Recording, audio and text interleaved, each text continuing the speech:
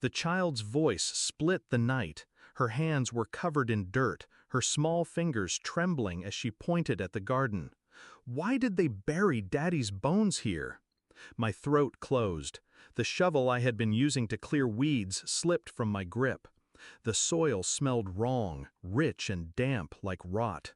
I knelt, brushed the dirt aside, and the curve of a human rib revealed itself. Not an animal, not a fragment, a man. Beside it, a note sealed in plastic. The handwriting was unmistakable, my brother's. I froze. He'd been missing for 6 months. Everyone said he left, that he walked out, abandoned his child.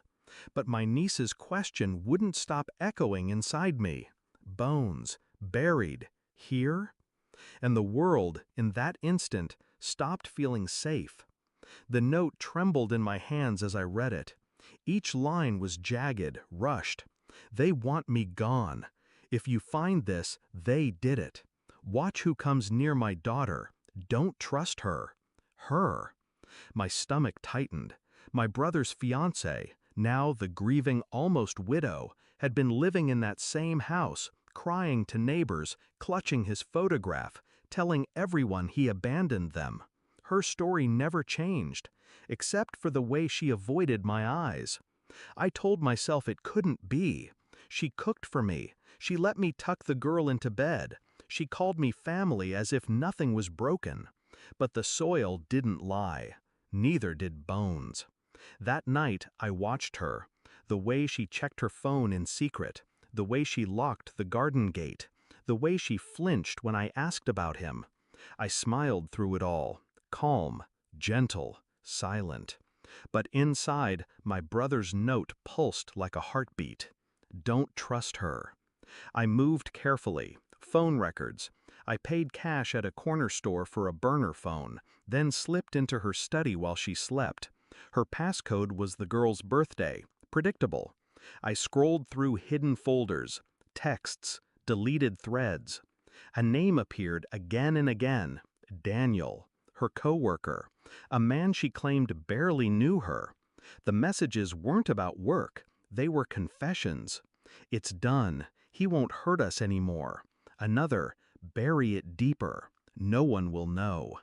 My pulse stayed steady. My hands didn't shake. Rage burned cold, not hot. DNA followed next. I plucked a strand of the child's hair from her brush, sealed it in a bag, and mailed it to a private lab. If my brother's note hinted at betrayal, I wanted certainty. Days stretched. I played the role of caretaker, tucked the girl in, shared coffee with her mother, watched her laugh, her face soft with practiced grief.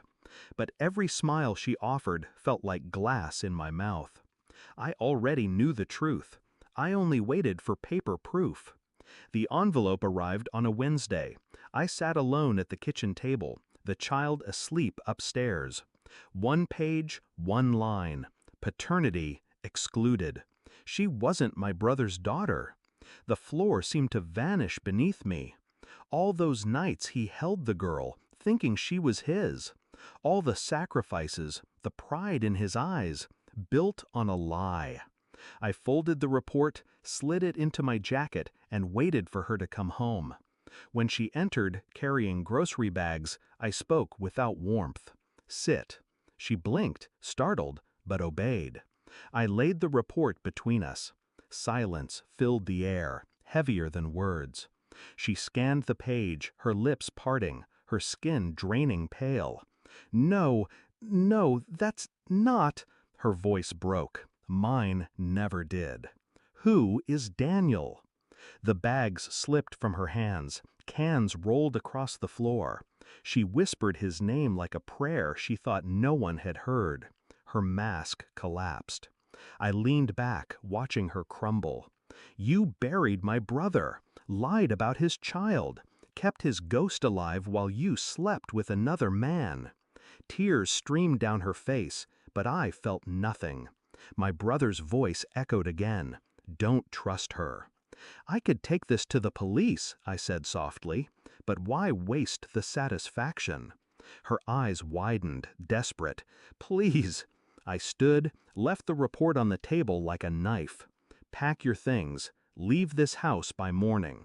The girl stays. She's not yours. She never was. She sobbed, begging, reaching for me. I didn't flinch. I wanted her to feel the weight of silence, the way my brother must have when dirt closed over him. By dawn, she was gone. The house was quiet, too quiet. The child stirred upstairs, unaware of the truth wrapped around her small life. She would grow up knowing love, not deceit. She would never call that woman mother again. I stood in the garden where the bones had been. The soil was flat now, the evidence removed, but I could still smell the weight of betrayal in the air. My brother was gone, but his warning saved me, saved her. I didn't cry. I didn't mourn. The last tie to her snapped like a thread. I turned, walked inside, and closed the door. So, ghosts deserve silence. Others deserve justice. She had both. And me? I had control again. Sometimes the cleanest revenge is leaving someone to live with a truth they can never bury.